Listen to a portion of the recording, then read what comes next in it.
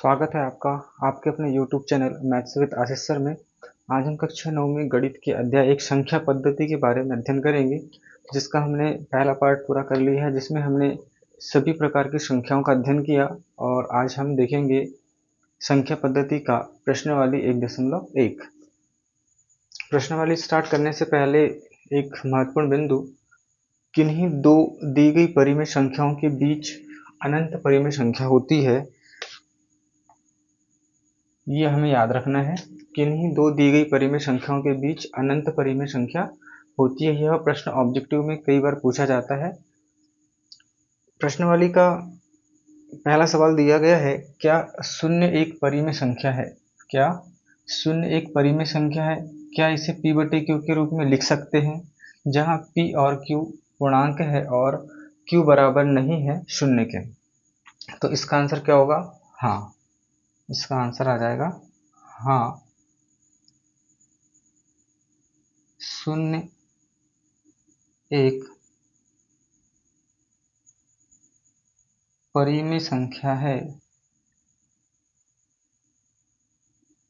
परिमेय संख्या है क्योंकि इसे 0/1 लिखा जा सकता है, जहां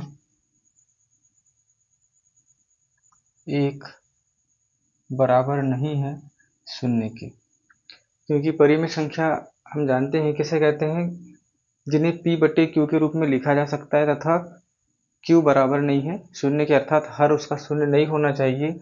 इस स्थिति में हम शून्य को एक परिमेय संख्या कह सकते हैं, क्योंकि हम शून्य को 0/1 लिख सकते हैं, अतः शून्य एक परिमेय संख्या है।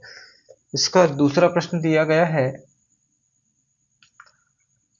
3 और 4 के बीच 3 और 4 के बीच 6 परिमेय संख्या ज्ञात कीजिए। 6 परिमेय संख्या ज्ञात कीजिए। एक सवाल दिया गया है, तो इसको हम हल करेंगे। चूंकि 3 और 4 के बीच में 6 परिमेय संख्या पूछा गया है, तो हम लिख लेंगे 3 और 4 के बीच 6 परिमेय संख्याएं, 6 परिमेय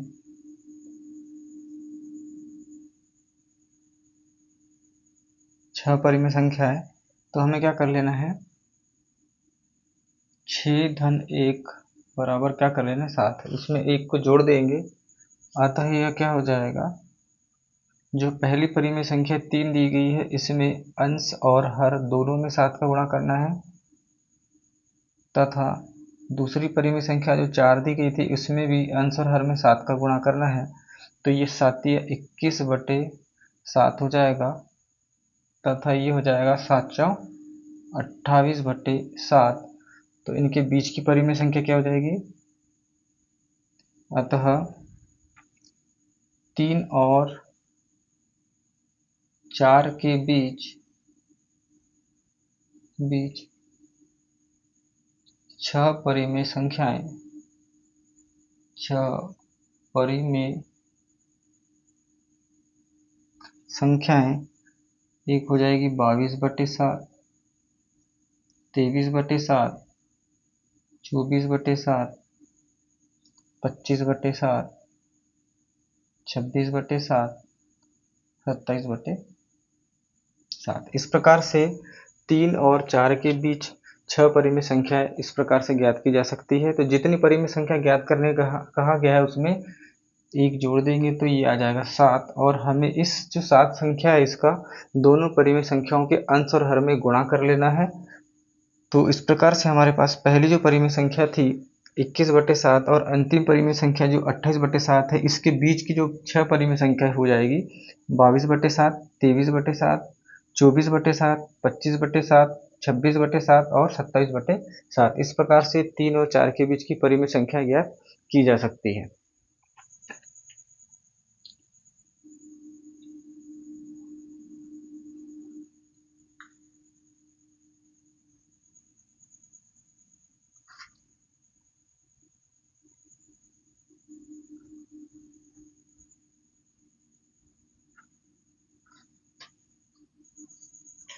इसी प्रकार से अगला जो प्रश्न दिया गया है, प्रश्न क्रमांक 3। प्रश्न क्रमांक 3 में पूछा गया है 3/5 और 4/5 के बीच 5 परिमेय संख्या ज्ञात करने कहा गया है। 5 परिमेय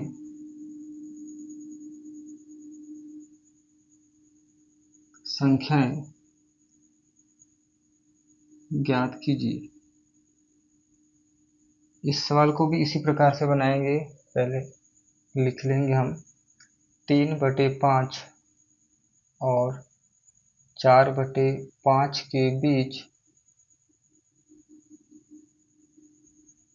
5 परिमेय संख्याएं अर्थात 5 धन 1 बराबर क्या हो जाएगा, 6। अब जो 6 आया है इसका गुणा हमें 3/5 के अंश और हर में कर लेना है। 4/5 के भी अंश और हर में 6 का गुणा कर लेंगे तो ये 6 तिया 18 और 6 पंचे हो गया 30 तथा 6 चौ 24 और 6 पंचे 30। अतः 3/5 और 4/5 के बीच 5 परिमेय संख्याएं 5 परिमेय संख्याएं 18 के बाद क्या आ जाएगा, 19/30, 20/30, 21/30, 22/30, 23/30। इस प्रकार से 3/5 और 4/5 के बीच 5 परिमेय संख्या ज्ञात कर लेंगे।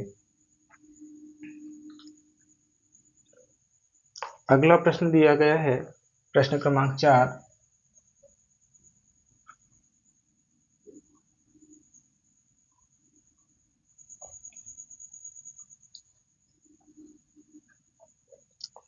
प्रश्न क्रमांक 4 दिया गया है कि कथन सत्य है या असत्य बताना है। सत्य या असत्य और इसके हमें कारण सहित बताना है कि कथन सत्य है तो क्यों है और असत्य है तो क्यों है। पहला सवाल दिया गया है, प्रत्येक प्राकृत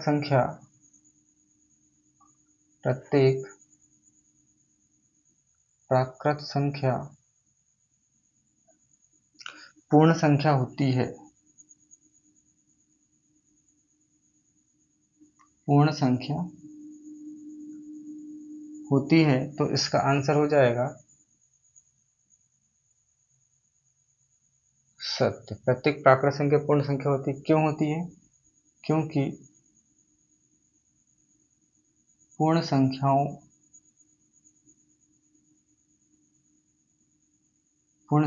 में प्राकृत संख्याओं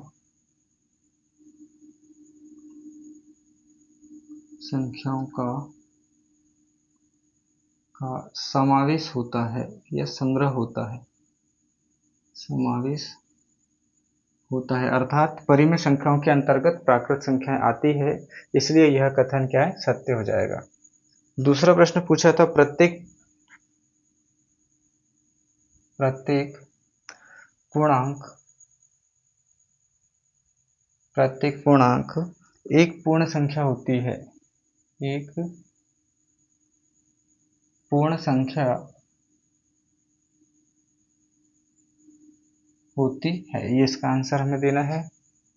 तो यह हो जाएगा असत्य। क्यों असत्य हो जाएगा? क्योंकि क्या पूछा है, प्रत्येक पूर्णांक संख्या एक पूर्ण संख्या होती है, तो ये असत्य हो जाएगा क्योंकि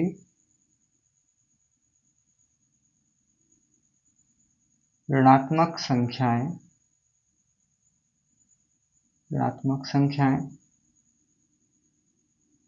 पूर्णांक होती है, किंतु पूर्ण संख्या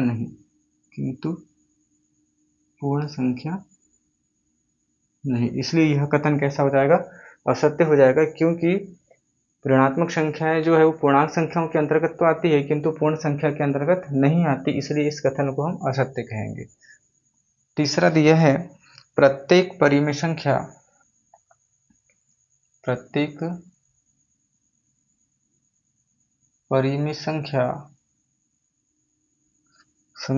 एक पूर्ण संख्या होती है। एक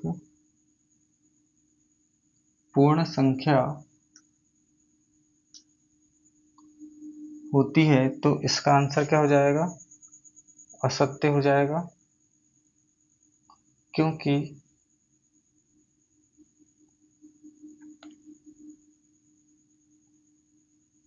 परिमेय संख्याएं P/Q के रूप में होती है, अर्थात भिन्नों के रूप में होती है, तथा यह